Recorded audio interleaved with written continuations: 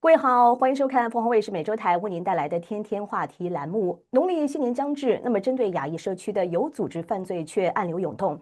今天呢，我们就为您专访到了洛杉矶县检察长霍克曼，请他来解析一下新型犯罪的手法，并给出关键的安全建议。Dear Hockman, thank you for joining us. My pleasure.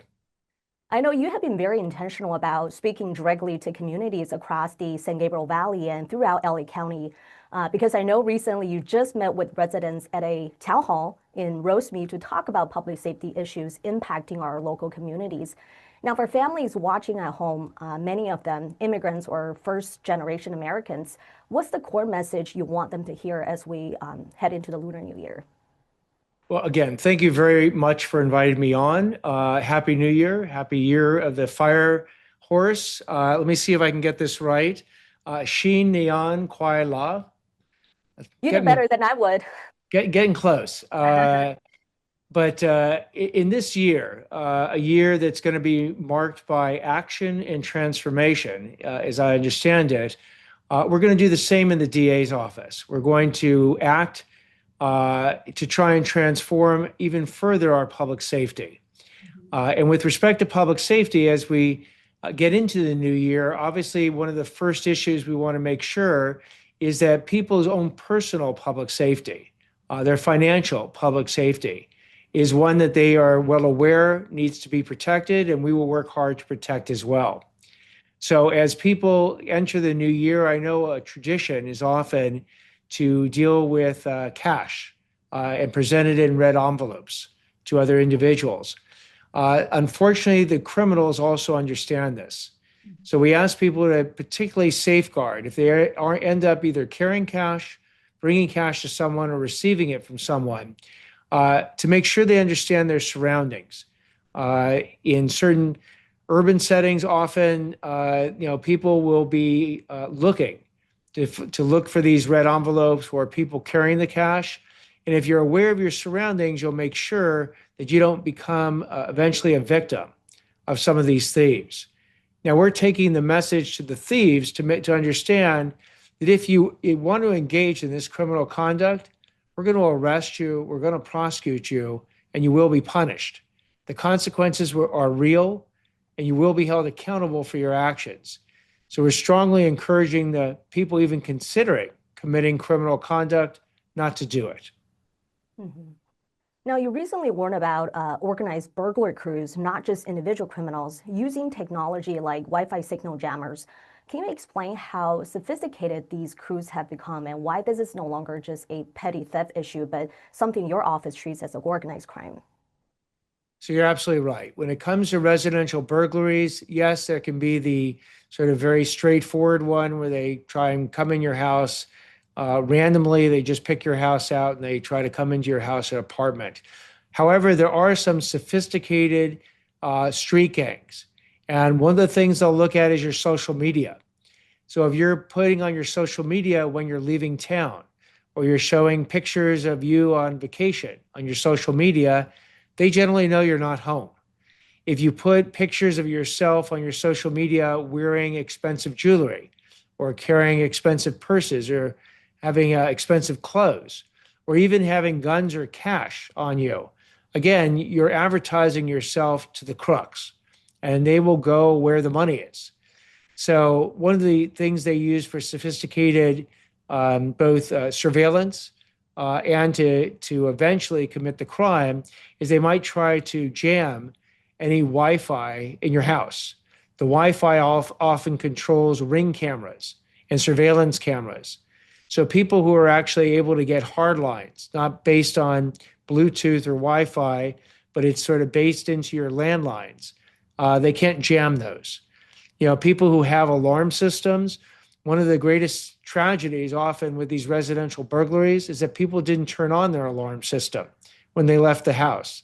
They either forgot to or they got in the habit of not doing it.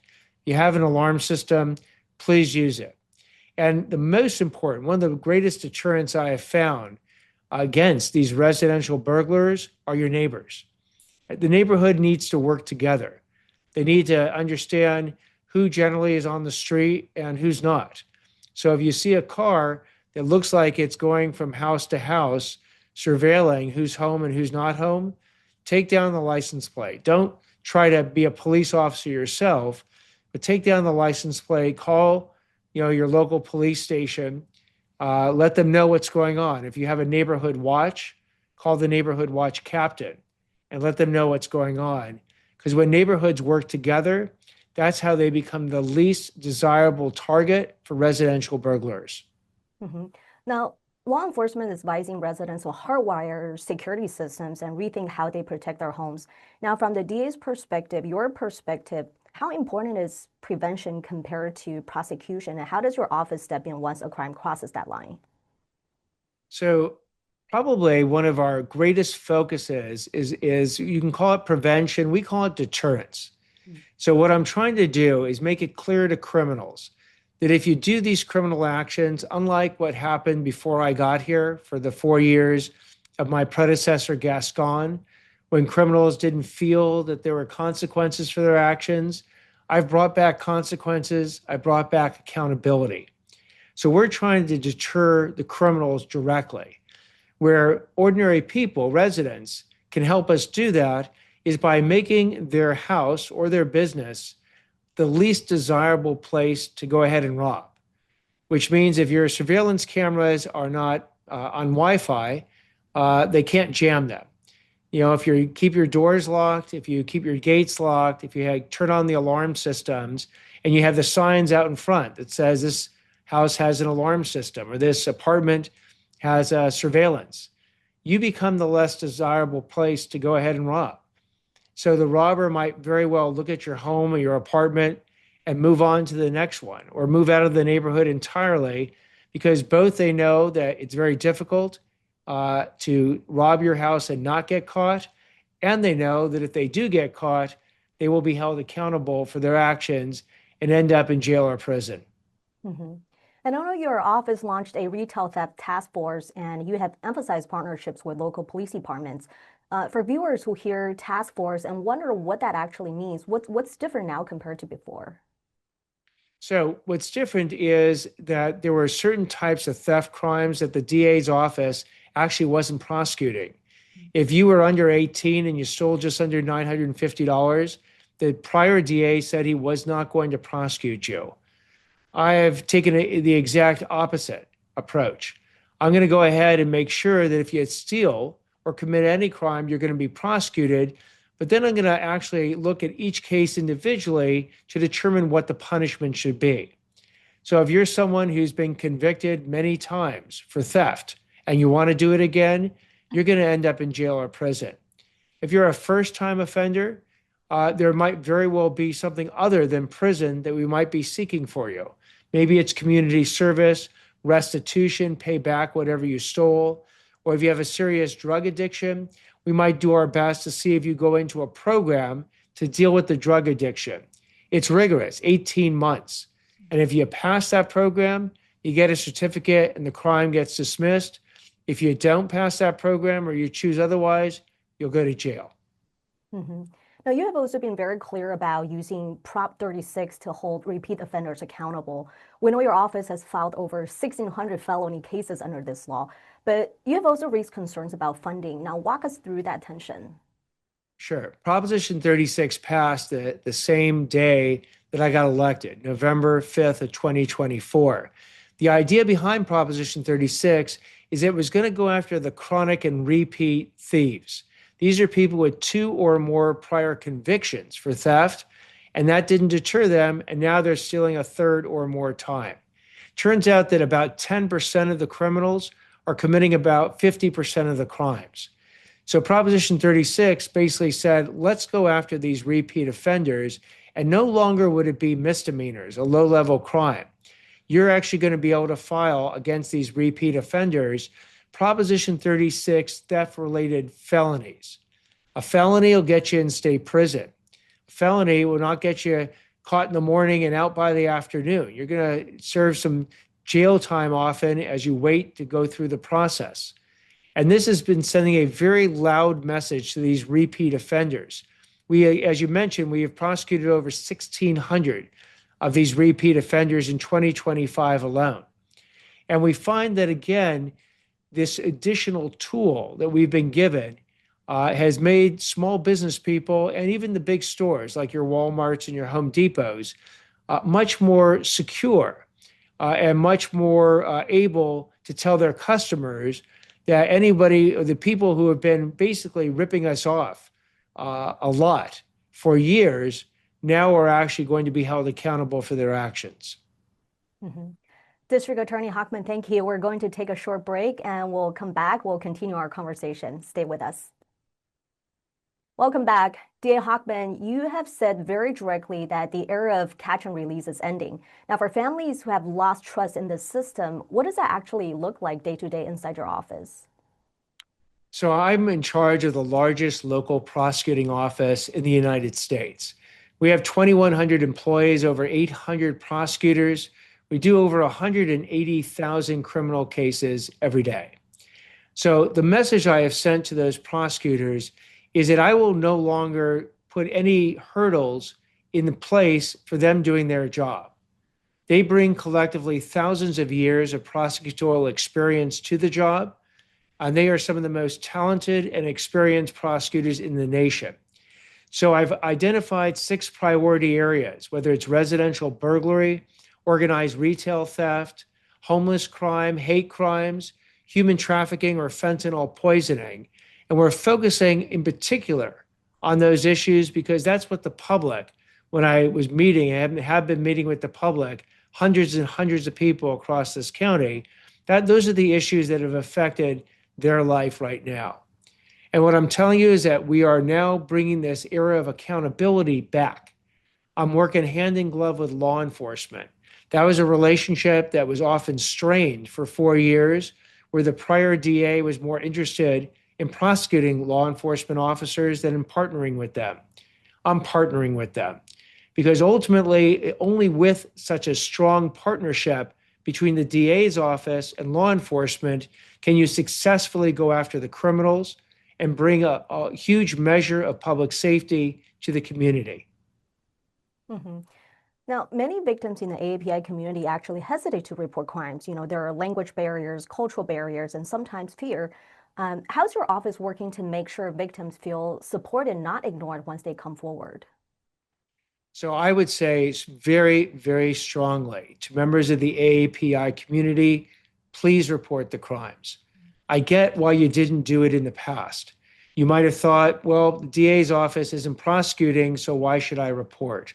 Or you might be a little fearful that if you report a hate crime, that maybe somehow you're going to put yourself in more jeopardy. What I will tell you is if we don't know about the crime, we can't do anything about it. So we've been working with law enforcement to make sure that they have language capabilities as we do in my office, so that if you don't speak English, for instance, as it's not your first language, they have people who speak the various languages, whether it's Chinese, Korean, Japanese, Tagalog, any of the different languages in the AAPI community.